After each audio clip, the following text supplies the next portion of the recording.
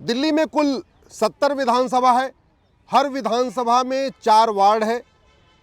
और अब जो टाटा और जेएनयू की रिपोर्ट आई है उसमें यह कहा गया है कि दिल्ली के 147 स्थानों की डेमोग्राफी बदल गई है और ये डेमोग्राफी में बदलाव आया है घुसपैठियों के कारण। मैंने 2017 में पीआईएल फाइल किया था सुप्रीम कोर्ट में और वो पीआईएल अभी भी सुप्रीम कोर्ट में चल रही है। उस समय मैंने कहा था कि दिल्ली में 10 लाख घुसपैठिए रहते हैं, बांग्लादेशी और रोहिंग्या, और देश भर में टोटल 5 करोड़ बांग्लादेशी रोहिंग्या हैं। ये मैंने 2017 में बात बताई थी। अब उसी बात को टाटा और जेएनयू की रिसर्च ने भी प्रूव किया है। आज के सभी अखबारों के फ्रंट पेज की खबर है कि दिल्ली के 147 वार्ड की डेमोग्राफी बदल गई है। आप जरा सोचिए, दिल्ली में 70 विधानसभा है, एक विधानसभा में 4 वार्ड है, 4 वार्ड का मतलब कुल दिल्ली में 280 वार्ड है और 280 वार्ड में से 147 वार्ड की डेमोग्राफी बदली है। यानी 50% से ज़्यादा वार्ड की डेमोग्राफी बदल गई है और वो बांग्लादेशी और रोहिंग्या घुसपैठियों के कारण है। जो रिसर्च में बात आई है कि जो घुसपैठिए आ रहे हैं बांग्लादेश से या म्यांमार से, वो सीलमपुर जाते हैं, जामिया नगर जाते हैं, जाकिर नगर जाते हैं, सुल्तानपुरी जाते हैं, मुस्तफ़ाबाद जाते हैं, जाफराबाद जाते हैं, द्वारका जाते हैं, गोविंदपुरी जाते हैं। वहाँ कुछ दिन रहते हैं, उसके बाद फिर दिल्ली के अलग अलग एरियाज़ में काम करना शुरू करते हैं। सब्जी मंडी में काम शुरू करते हैं, फल मंडी में जाते हैं, कबाड़ का काम शुरू करते हैं, ऑटो चलाना शुरू करते हैं, घरेलू काम शुरू करते हैं, मिस्त्री का काम शुरू करते हैं, लेबर का काम शुरू करते हैं। और इस काम को करते करते पूरे दिल्ली में वो फैल जाते हैं और फिर दिल्ली के अलग अलग जगहों पे उनकी झुग्गियां बनवा दी जाती हैं। इस जो रिसर्च है इसमें यह भी पता चला है कि घुसपैठियों ने अपने डॉक्यूमेंट भी बनवा लिए हैं। राशन कार्ड भी बनवा लिया है, आधार भी बनवा लिया है, वोटर आईडी भी बनवा लिया है, बर्थ सर्टिफिकेट भी बनवा लिया है, ड्राइविंग लाइसेंस भी बनवा लिया है। इस रिसर्च में यह भी बताया गया है कि घुसपैठियों ने जनधन खाता भी खुलवा लिया है और घुसपैठिए बाकायदा सभी सरकारी योजनाओं का लाभ भी ले रहे हैं। जो बातें मैंने 2017 में कही थी वो सारी की सारी बातें इस रिपोर्ट में आई हैं, सच साबित हुई हैं। मैं बार बार कह रहा हूं, केवल दिल्ली नहीं, भारत के जितने प्रमुख शहर हैं, जितने हमारे राज्यों की राजधानियां हैं, जितने हमारे राज्यों में बड़े बड़े शहर हैं, वहां सभी पे बड़े प्लान्ड वे में बांग्लादेशी रोहिंग्या घुसपैठियों को बसाया जा रहा है। और बसाया इसलिए जा रहा है कि जो हमारा ये कानून है, फॉरेनर एक्ट, ये इतना घटिया है कि ना घुसपैठियों को सज़ा मिलती है, ना घुसपैठियों के मददगारों को सज़ा मिलती है। घुसपैठिए बॉर्डर पे 2000 रुपये दे के आते हैं, अंदर आते हैं, 2000 रुपये में वो आधार बनवा लेते हैं। जब एक डॉक्यूमेंट बन जाता है 2000 रुपये और देते हैं, राशन कार्ड बन जाता है। जब 2 डॉक्यूमेंट बन जाता है फिर वो दलाल को पकड़ते हैं, 2000 रुपये में उनका बर्थ सर्टिफिकेट बनवा लेते हैं। फिर दलाल को पकड़ते हैं, 2000 रुपये में उनका निवास प्रमाण पत्र बन जाता है। फिर वो जनधन खाता खुलवा लेते हैं। फिर किसी नेता को मिलते हैं, उनका वोटर आईडी में नाम जुड़वा देता है। लेकिन आज तक किसी घुसपैठियों की मदद करने वालों को सज़ा नहीं हुई। उसका मूल कारण है 1946 का बना हुआ ये घटिया फॉरेनर एक्ट। अगर ये घटिया फॉरेनर एक्ट नहीं ख़त्म किया गया, नहीं बदला गया, तो भारत में घुसपैठियों का आने का सिलसिला नहीं रुकेगा। घुसपैठी आते जाएंगे और यहाँ बसते जाएंगे और डेमोग्राफी बदलते जाएंगे। समाधान यही है कि ये तत्काल इस फॉरेनर एक्ट को बदला जाए और भारतीय न्याय संहिता में संशोधन किया जाए। इस बीएनएस में एक नया चैप्टर जोड़ा जाए, ऑफेंस रिलेटिंग टू इन्फिल्ट्रेशन। घुसपैठ नियंत्रण के लिए इस भारतीय न्याय संहिता में एक नया चैप्टर जोड़ा जाए। घुसपैठ को राष्ट्र की सुरक्षा के लिए खतरा घोषित किया जाए और सभी राज्य सरकारों से कहा जाए कि घुसपैठियों और उनके मददगारों पर एनएसए लगाएं। घुसपैठ को देश की एकता अखंडता के लिए खतरा घोषित किया जाए और सभी राज्य सरकारों से, सभी राज्यों के डीजीपी और चीफ सेक्रेटरी को रिटर्न में चिट्ठी देके कहा जाए कि आप घुसपैठियों और उनके मददगारों पे यूएपीए लगाइए। घुसपैठ को वेजिंग वॉर डिक्लेयर किया जाए। वेजिंग वॉर के लिए इस भारतीय न्याय संहिता में प्रावधान है। वेजिंग वॉर पे आजीवन कारावास, फांसी का प्रावधान है। लेकिन आज तक घुसपैठ को वेजिंग वॉर डिक्लेयर नहीं किया गया, इसलिए किसी भी राज्य की पुलिस घुसपैठियों पे वेजिंग वॉर की धारा नहीं लगा रही है। न घुसपैठियों पे वेजिंग वॉर की धारा लगा रही है, न उनके मददगारों पे वेजिंग वॉर की धारा लगा रही है।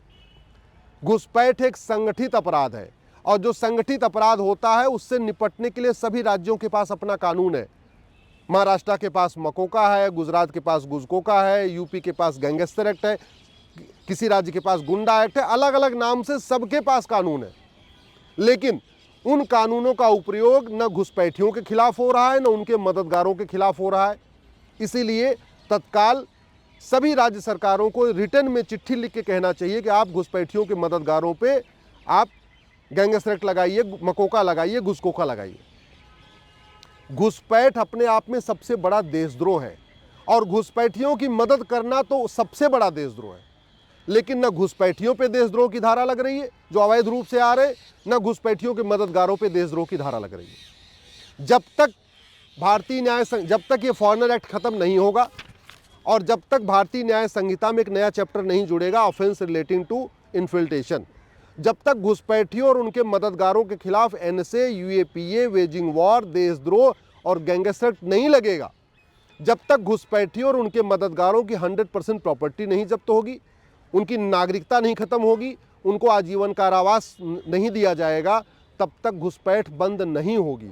और घुसपैठ नहीं बंद होगी तो जैसे दिल्ली के 280 वार्ड में से 147 वार्ड की डेमोग्राफी बदल गई है, ऐसे आने वाले टाइम में बाकी शहरों की भी डेमोग्राफी बदल जाएगी और बदल रही है, बहुत तेज़ी के साथ बदल रही है।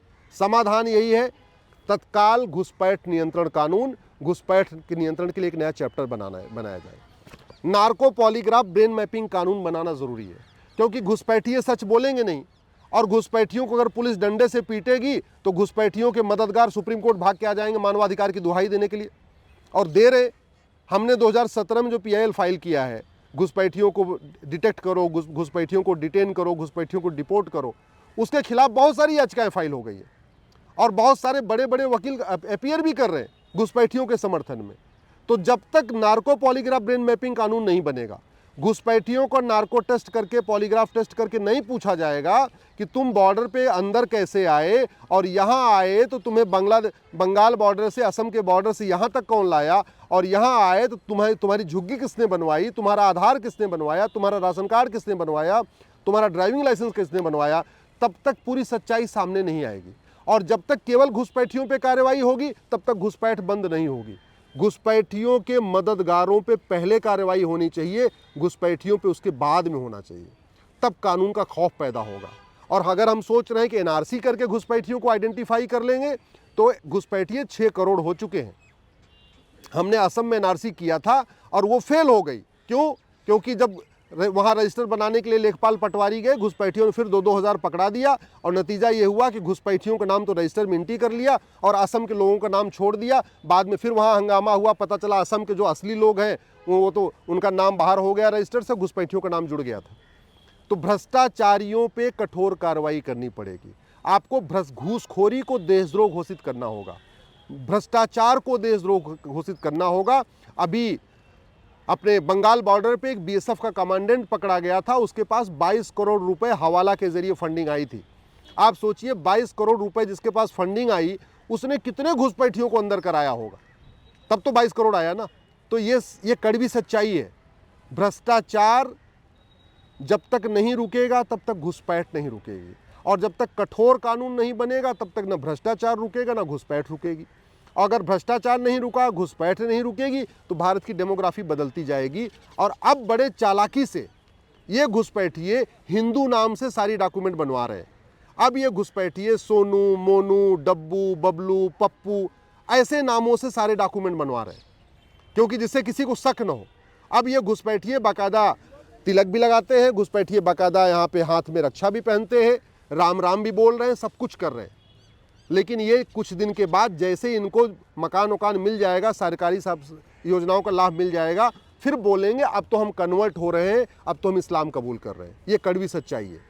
घुसपैठिए सारी सरकारी योजनाओं का लाभ ले रहे हैं, जहां झुग्गी वहां मकान, उस योजना का भी लाभ ले रहे हैं। केंद्र सरकार की वजीफा भी ले रहे हैं घुसपैठिए, केंद्र सरकार की जितनी भी जन कल्याणकारी योजनाएं हैं उसका घुसपैठिए लाभ ले रहे हैं, राज्य सरकारों की जन कल्याणकारी योजनाओं का लाभ ले रहे हैं, मुफ्त में राशन ले रहे हैं, मुफ्त में मकान भी ले रहे हैं, मुफ्त में लोन भी ले रहे हैं, मुद्रा लोन भी ले रहे हैं, सारी सरकारी योजनाओं का लाभ ले रहे हैं। क्यों? क्योंकि उन्होंने सारे डॉक्यूमेंट बनवा लिए। तो इनको NRC करके ढूंढ पाना बहुत मुश्किल है। तरीका यही है, फॉरेनर एक्ट को ख़त्म किया जाए 1946 में बने हुए, नए वाले BNS में एक चैप्टर जोड़ा जाए, ऑफेंस रिलेटिंग टू इन्फिल्ट्रेशन। घुसपैठ को देश की एकता अखंडता के लिए खतरा घोषित किया जाए और राष्ट्रीय सुरक्षा के लिए खतरा घोषित किया जाए, घुसपैठी और उनके मददगारों पे एनएसए, यूएपीए, वेजिंग वॉर, देशद्रोह, गैंगस्टर एक्ट लगाया जाए, घुसपैठी और उनके मददगारों की 100% प्रॉपर्टी जब्त किया जाए, नागरिकता खत्म किया जाए, आजीवन कारावास देना शुरू किया जाए। जैसे ही 100-200 लोगों को ये सज़ा मिली, कठोर सज़ा मिली, उसके बाद तो जो घुसपैठियों के मददगार हैं वो खुद ही घुसपैठियों को ढूंढ ढूंढ के उनको बाहर निकालेंगे, उनसे खुद ही उनको भगाएंगे, फिर सरकार को कुछ करना नहीं पड़ेगा और सारे घुसपैठी अपने आप भाग जाएंगे।